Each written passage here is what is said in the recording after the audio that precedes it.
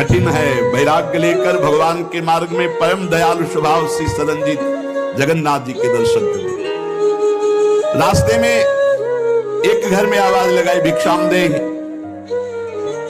भगवान की लीला, एक स्त्री निकली भिक्षा ले, देखा रूप।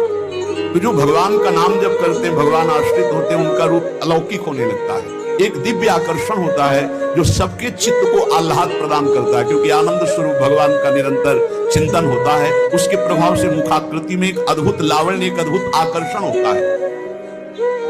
वो स्त्री ने देखा कि नवयुवक भिक्षुक तेजस्वी, वो रीझ गई, देखते ही रीझ गई।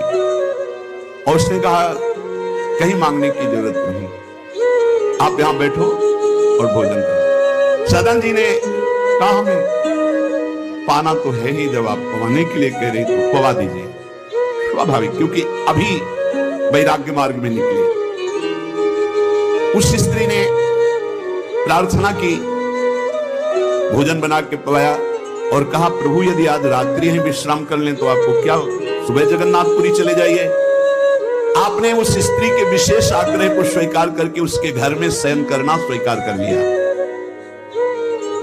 जब उसके पति सो गए तो रात्रि में उठ करके आई और आपके पास आकर बोली कि मैं आपको देख करके काम से पीड़ित हो चुकी हूं, अतः आप मुझे स्वीकार कीजिए और मैं सदा सदा के लिए आपके साथ के लिए चल दूंगी। सदन जी ने कहा यदि तू मेरा गला भी काट डाले तो भी मैं तुझे स्पर्श नहीं कर सकता, क्योंकि तेरा पति है।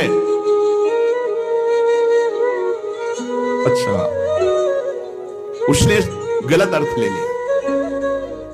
उसके भाव में आया कि अगर पति है तो ये स्पर्श नहीं करेंगे, अगर पति ना हो तो स्वीकार कर लेंगे।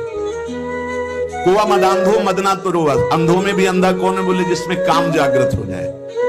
वो ऐसे काम से व्याकुल हो गई कि सोते हुए अपने पति का बिल्कुल भी प्रियता न रखते हुए गला काट दिया और आकर बोली सदन जी से,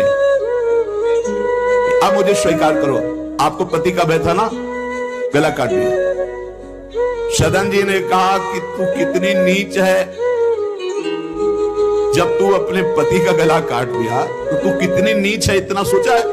वैसे ही मैं तुझे स्पर्श नहीं करता, अब तो तुझे देखना भी नहीं।